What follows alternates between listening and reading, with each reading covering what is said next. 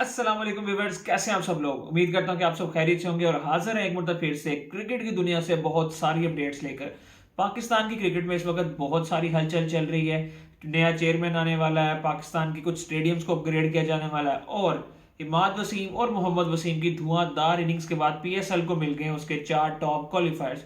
तो आइए इन सभी टॉपिक्स के ऊपर आज की वीडियो में कंप्लीट डिस्कशन करेंगे, लेकिन उससे पहले अगर अभी तक आप लोगों ने चैनल को सब्सक्राइब नहीं किया तो जल्दी से कर लीजिए सब्सक्राइब, ताकि हर आने वाली वीडियो आपको सबसे पहले मिल सके। शुरू करते हैं आज की वीडियो बिना किसी देरी के।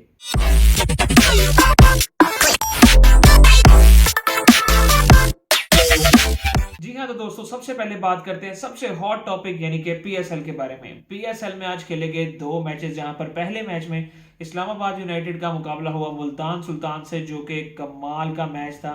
फुल क्राउड था जिसने मैच का मैं कहता हूँ मजा ही डबल करके रख दिया था, क्योंकि क्राउड के बगैर कोई भी मैच फीका लगता है। जिस तरह शाम वाले मैच में कराची का क्राउड काफी कम था, लेकिन मैच वो भी कांटेदार और धुआंधार मैच खेला गया आज। कोयटा ग्लैडिएटर्स का मुकाबला हुआ लाहौर कलंदर्स के साथ, जहां पर मोहम्मद वसीम ने शाहीन शाह अफरीदी को आखिरी बॉल पर छक्का लगा के जवेद मियांदाद की याद ताज़ा कर दी। लेकिन खैर पहले मैच की बात करते हैं, जहां पर आज कमाल का मैच खेला गया। फिर से एक मरतबा उस्मान खान ने सेंचुरी मारी, मेरे ख्याल कोई चौथी के 5वीं सेंचुरी है इस लड़के की इस पीएसएल के अंदर, या शायद ओवरऑल। लेकिन खैर 3 सेंचुरियां तो मार दी हैं इसने। कमाल का टैलेंट है। अब मुझे श्योर नहीं है कि यही वो लड़का है जो पिछले साल कह रहा था कि जी मेरे टैलेंट को वेस्ट किया जा रहा है तो मैं किसी और कंट्री को रिप्रेजेंट कर लूंगा, और इसने शायद कहीं के सप्लाई भी कर लिया था। लेकिन अब मुझे लगता है कि पाकिस्तान इसके ऊपर इन्वेस्ट करेगी, क्योंकि ये लड़का ऐसे ही छोड़ देने वाला नहीं है। जिस तरह की परफॉर्मेंस इसने दी है against the world class bowlers, no doubt Pakistan के जितने भी बॉलर्स हैं वो टॉप क्लास के बॉलर्स हैं। और इसकी अपनी टीम में भी उसामा मीर और मोहम्मद अली जैसे प्लेयर्स हैं जिनको ये रेगुलरली नेट में भी खेलता है। तो नो डाउट लड़के ने बता दिया है कि टैलेंट तो है उसके अंदर। कमाल की सेंचुरी मारी है। और दूसरी तरफ जब इस्लामाबाद यूनाइटेड चेज करने उतरी है तो यार शादाब खान एक मतलब फिर से क्या ही कहने उसकी। जिस तरह वो अपने आप को अब दी ऑर्डर लेकर आता है और मैं कहता हूँ लीड फ्रॉम द फ्रंट करता है, कमाल की लीडरशिप स्किल्स हैं as compare to Shaheen Shah Afridi, जिनको वनडे और टी20 दोनों की कैप्टनसी दी गई है। उसकी बनिस्बत शादाब खान ने काफी मेच्योरिटी का मुजाहरा किया है। जिस तरह वो अपनी टीम को थ्रू आउट द टूर्नामेंट लड़ाते लेकर आए हैं, शाहीन शाह अफरीदी एक मरतबा भी अपनी टीम को उस तरह से अपलिफ्ट नहीं कर सके। शादाब खान नो डाउट खुद भी इतनी अच्छी परफॉर्मेंस नहीं दे पा रहे थे टूर्नामेंट के दरमियान में, लेकिन जहां जहां उनकी जरूरत पड़ी है, भले फिर वो बॉलिंग में है भले वो बैटिंग में, जैसे आज भी उन्होंने बैटिंग में धुआंधार इनिंग्स खेली है। और hats off to Colin Munro, मैं कहता हूँ वन मैन आर्मी वाला शो आज वो कर रहे थे। जिस तरह वो इंजर्ड थे, रन्स भी नहीं, तरह रनिंग बिटवीन द विकेट जो थी उनकी काफ़ी ज़्यादा डिस्टर्ब हो गई थी, क्योंकि वो हैमस्ट्रिंग का शिकार हो गए थे ड्यूरिंग द इनिंग्स। लेकिन ना तो उन्होंने बाहर जाने का फैसला किया और ना ही उन्होंने कहा कि सेटबैक नहीं करना। धुआंधार बैटिंग की उन्होंने। और ये इस्लामाबाद यूनाइटेड ने अपना टारगेट चेज किया, उसमें बहुत बड़ा हाथ कॉलन मनरो का, क्योंकि जिस फ्लो से फेंटी लगाना शुरू की थी ना उन्होंने लाहौर के बॉलरों की, टारगेट चेज होना ही तब था जब ये एक आपको पार्टनरशिप मिलनी थी दोनों एंड से। तो शादाब खान और कॉलिन मनरो ने जो इनिंग्स खेली है, और उसके बाद आके फहीम अशरफ ने बड़ा अच्छा साथ दिया है, क्योंकि एक मरतबा ऐसे हो गया था कि 3 ओवर या 4 ओवर गुजर चुके थे और कोई भी बाउंड्री नहीं मिली थी, जहां हर ओवर में 2-2 3-3 छक्के लग रहे थे।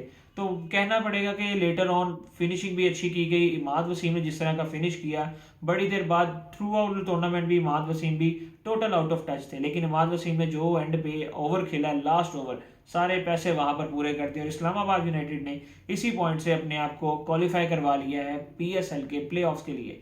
बात करते हैं आज के दूसरे मैच की, जहां पर लाहौर कलंदर्स वर्सेस मैच खेला गया कोयटा ग्लैडिएटर्स। लाहौर भी नो डाउट नहीं इतना कोई अच्छा खेला पूरे टूर्नामेंट में, लेकिन आज के मैच में शाहीन शाह अफरीदी ने भी अपने आप को प्रमोट किया, जिस तरह शादाब खान ने सुबह वाले मैच में किया। और नो डाउट शाहीन ने भी आज कमाल की बैटिंग की है अपनी। उन्होंने सही जिसे कहते हैं लीडिंग फ्रॉम द फ्रंट वाला आज किरदार अदा किया उन्होंने। लेकिन बॉलिंग में आ जाके पता नहीं इस बंदे को क्या हो जाता है एंड वाले ओवर्स में। मेरा नहीं ख्याल कि डेथ ओवर्स इनको देने चाहिए, उससे कहीं बेहतर ऑप्शन है जमान खान। हारिस रऊफ भी इनकी टीम में नहीं रह सके, राशिद खान भी इनकी टीम का हिस्सा नहीं बन सके। रॉसी वेंडरसन जब फुल हॉट फॉर्म में थे, वहां पर इनको सैम बिलिंग्स ने चेंज कर लिया, फिर सैम बिलिंग्स को भी उन्होंने टीम में नहीं खिलाया।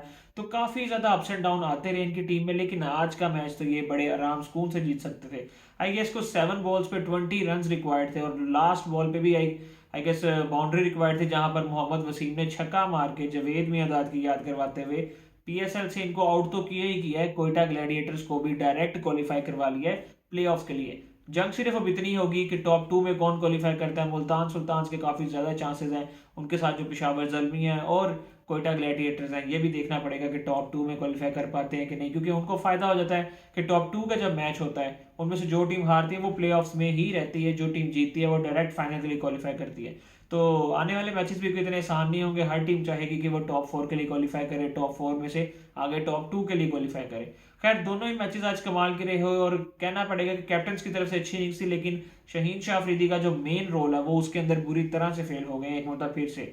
डेथ ओवर्स के अंदर आके जब भी वो चेजिंग की तरफ जा रहे होते हैं तो नो डाउट वो अच्छा नहीं कर पाते। ये सारी बातें तो होगी पीएसएल के हवाले से। पाकिस्तान इंटरनेशनल टीम के हवाले से और बड़ी न्यूज़ निकल के सामने आ रही है। इस वक्त मोहसिन नकवी जो बड़ी देर बाद पाकिस्तान के एक फाइनल चेयरमैन तो सामने आ गए हैं, लेकिन अब बारी है पाकिस्तान के हेड कोच की तरफ, क्योंकि हेड कोच के लिए काफी ज्यादा नाम सामने आ रहे हैं और उसमें से ज्यादातर नाम वही है जो पीएसएल की टीमों के हेड कोचेज हैं। जैसे कि शेन वॉटसन का नाम सामने आ रहा है, जो वीव रिचर्ड्स हैं उनका नाम सामने आ रहा है, और इस्लामाबाद यूनाइटेड के हेड कोच हैं इनका भी नाम सामने आ रहा है। लेकिन इन सब में जो स्ट्रॉन्ग कैंडिडेट है वो शेन वॉटसन निकल के सामने आ रहे हैं, क्योंकि एक तो वो ऑस्ट्रेलियंस है, ऑस्ट्रेलियन हम वैसे ही कभी भी खेल नहीं पाए हैं, ऑस्ट्रेलिया में जाके हम सीरीज नहीं जीत पाते, तो वो जरा ज्यादा स्ट्रॉन्ग कैंडिडेट बन के सामने आ रहे हैं। इस वक्त पाकिस्तान के हेड कोच कोई भी नहीं है। प्रीवियसली यूनस खान, मोहम्मद यूसुफ, इंजमामुल हक, ये खिचड़ी सी बनी रही सारी देर के कौन हमारा हेड कोच है, कौन बॉलिंग कोच है। मोहम्मद यूसुफ को फिर इन्होंने अंडर 19 का कोच बना दिया, तो काफी ज्यादा मिक्स सा काम रहा है हमारे हेड कोच से भी, हमारे बॉलिंग कोच से भी, बैटिंग कोच से भी। यूनस खान भी काफी देर बैटिंग कोच रहे हैं, लेकिन अब उन्होंने भी अपने सारे ओहदे छोड़ दिए। तो इस वक्त हमें एक बैटिंग कोच भी चाहिए, एक बॉलिंग कोच भी चाहिए, और एक हमारा हेड कोच भी होगा। तो जो हेड कोच आएगा डेफिनेटली वही फिर आगे नीचे बॉलिंग कोच और बैटिंग कोच भी अरेंज करेगा। लेकिन अभी शेन वॉटसन वो नाम है जिनको हेड कोच बनाने की तरफ काफी जोर दिया जा रहा है। लेकिन मेरा नहीं ख्याल, क्योंकि हमारी पूरी टीम जो है वो यंगस्टर से भरी हुई है और हमारे अपने नेशनल स्टार्स इतने ज्यादा हैं, मेरा ख्याल है कि हमें उनको ही हेड कोचिंग देनी चाहिए। क्योंकि एक तो कम्युनिकेशन गैप बहुत ज्यादा आ जाता है हमारे प्लेयर्स का और इन फॉरनर्स हेड कोचेज के साथ, जो बेसिक चीज आपकी टेक्निक्स के ऊपर काम करना होता है, तो जब वो समझ ही नहीं पाते कि आखिर वो डिस्क्राइब क्या करना चाह रहे हैं आपको, तो ऐसे मौके पर फिर मेरा नहीं ख्याल कि प्लेयर्स की उस तरह डेवलपमेंट हो सकती है अगर आपके अपने नेशनल स्टार्स उनको सिखाएं, क्योंकि वो ऑलरेडी आप लोगों के स्टार्स होते हैं,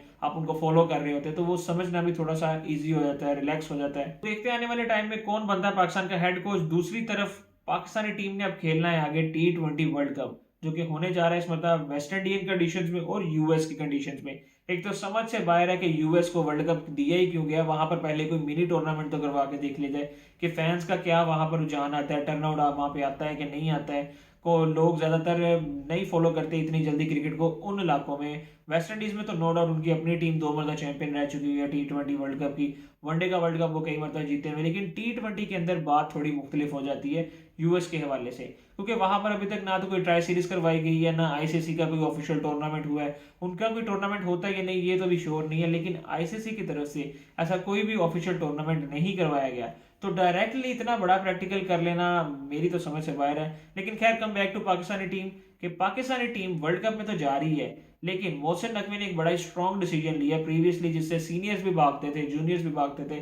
वो डिसीजन ये है कि अब इस मरतबा वर्ल्ड कप में जाने से पहले पाकिस्तानी टीम करेगी अपना पूरा ट्रेनिंग सेशन, और बकायदा उसका एंड पे टेस्ट सेशन भी रखा जाएगा।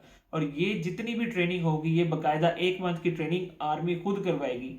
प्रीवियसली भी आप लोगों को पता है जब पाकिस्तानी टीम ने इंग्लैंड की तरफ टूर किया था अपना, जिसमें यूनस खान, मिसबाह उल हक, ये बड़े बड़े नाम शामिल थे, तब भी पाकिस्तान ने आर्मी से ही ट्रेनिंग ली थी। और उस वक्त वो जो पुशअप्स लगाए गए थे लॉर्ड के मैदान पे मिसबाह उल हक की जानिब से, वो क्लियर सिंबल था कि इनकी ट्रेनिंग डायरेक्ट आर्मी ने की है। तो एक मतलब फिर से अब आर्मी ही इनकी ट्रेनिंग करने जा रही है। लेट्स सी कि ये पाकिस्तान के लिए कितना फायदेमंद साबित होती है, क्योंकि काफी ज्यादा सीनियर्स हैं जो इसके ऊपर तनकीद भी करते हैं कि जो अगर एक प्लेयर अच्छी परफॉर्मेंस आपको दे रहा है तो हमने उसकी फिटनेस का क्या करना है, हमें तो परफॉर्मेंस चाहिए। तो मेरा नहीं ख्याल, क्योंकि वो फिर फील्ड को भी डिस्टर्ब करते हैं, वो रनिंग बिटवीन द विकेट्स को भी डिस्टर्ब करते हैं। सिंगल हैंडेडली तो कोई भी मैच नहीं जितवा सकता, ये बात तो वैसे ही गलत है, क्योंकि बॉलिंग, बैटिंग, फील्डिंग तीनों शोबों में जब तक आप नहीं सामने आएंगे अच्छे तरीके से, आप ट्रॉफी लिफ्ट नहीं कर सकते। और अगर आपने वर्ल्ड कप जैसा टूर्नामेंट जीतना है, वो भी न्यू वेन्यूज के ऊपर जहां पर हर टीम अपनी पूरी तैयारी करके आती है, तो ये काफी जरूरी है कि आप भी अपने की प्लेयर्स के साथ जाएं, वो भी उन प्लेयरों के साथ जो कि मुकम्मल फिट हों। तो सीनियर्स को काफी ज्यादा भाग रहे हैं इस चीज से, क्योंकि आर्मी के टेस्ट सेशन क्लियर करना कोई इतना आसान नहीं है और उनकी ट्रेनिंग भी इतनी ईजी नहीं है। लेट्स सी कौन कौन इस टेस्ट सेशन में पार्टिसिपेट करता है, क्योंकि वर्ल्ड कप में अगर जाना है तो ये टेस्ट सेशन तो खेलना पड़ेगा।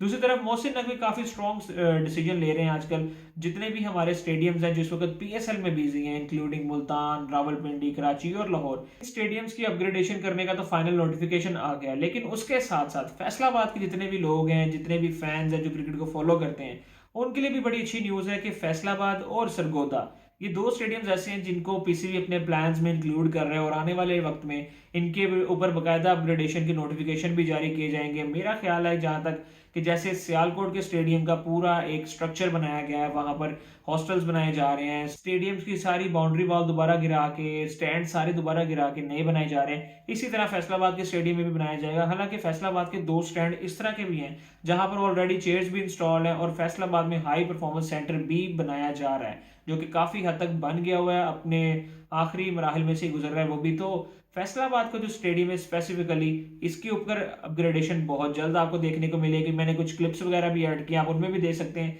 कि ज्यादा कोई काम की, कोई रेनोवेशन की जरूरत नहीं है। मीडिया बॉक्स ऑलरेडी से है, प्लेयर के पवेलियंस ऑलरेडी से हैं और प्रीवियसली फैसलाबाद ने कई बड़े मैचेस भी होस्ट किए हुए हैं। तो इसके अंदर उतनी चेंजेस नहीं करनी पड़ेंगी जितनी सियालकोट में या सरगोदा में या कोयटा के स्पेशली स्टेडियम में आपको अपग्रेडेशन देखने को मिलेगी। फैसलाबाद के स्टेडियम में क्या अपग्रेडेशन देखने को मिलती है ये तो आने वाला वक्त ही बताएगा। कौन पाकिस्तानी टीम का कोच बनता है, जो जो ऑप्शंस थे मैंने वो भी आपको बताया। तो लेट्स सी क्या क्या चेंजेस आती है। मोहसिन नकवी जितने इस वक्त सख्त फैसले ले रहे हैं तो वो सारे के सारे अच्छे डिसीजन ही हैं, लेकिन क्या वो सभी इंप्लीमेंट भी हो पाएंगे या नहीं, या पहले की तरह से भी ये बातें रहेंगी जैसे रमीज राजा के दौर में ड्रॉप इन पिचेस के बारे में बड़ा कुछ कहा गया, काफी ज्यादा चैरिटी भी इकट्ठी की गई कि जी ऑस्ट्रेलिया से पीछे बन के आएंगी और स्पेशली लाहौर और कराची के स्टेडियम पे वो बिछाई जाएंगी। तो वो भी सिर्फ बातें थी। फिर उसके बाद रमीज राजा चेंज हो गए, फिर जका अशरफ आए, फिर नजम सेठी आए। तो ये ऑन एंड ऑफ सीन रहा है काफी ज्यादा। कोचेस का भी आईसीसी की तरफ से भी वार्निंग्स आई कि आपका कोई भी जो हेड कोच है और जो आपके चेयरमैन है वो बरकरार नहीं रह रहे, तो इस तरह तो नहीं चल पाएगा। तो अब देखते हैं कि मोहसिन नकवी कितनी देर तक रहते हैं और ये क्या अपने वादे पूरे भी कर पाते हैं कि नहीं। दूसरी तरफ फैंस का एक बड़ा मिक्स सा रिएक्शन देखने को मिला, जहां पर पूरे पीएसएल में मुल्तान हो गया, पिंडी हो गया, लाहौर हो गया, फैंस से क्राउड फुल था, खचाखच भरा हुआ था। वहीं कराची के अंदर फैंस का नामो निशान ही नजर नहीं आता। स्टैंड्स ऑलमोस्ट 60 to 70% खाली देखने को मिले हैं ड्यूरिंग पीएसएल। तो अब आगे वर्ल्ड कप में या जो चैंपियन ट्रॉफी पाकिस्तान को दी जानी है, कैसा टर्नआउट होगा कराची में, क्योंकि डेफिनेटली बड़ा मेन स्टेडियम है पाकिस्तान का, काफी इन्वेस्ट किया पीसीबी ने इस स्टेडियम के ऊपर भी।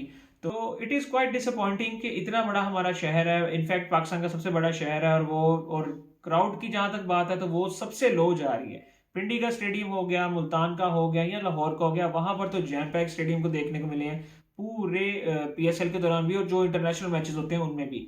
लेकिन कराची का एक स्पेसिफिक स्टेडियम है जहां पर आवाम आती ही नहीं है।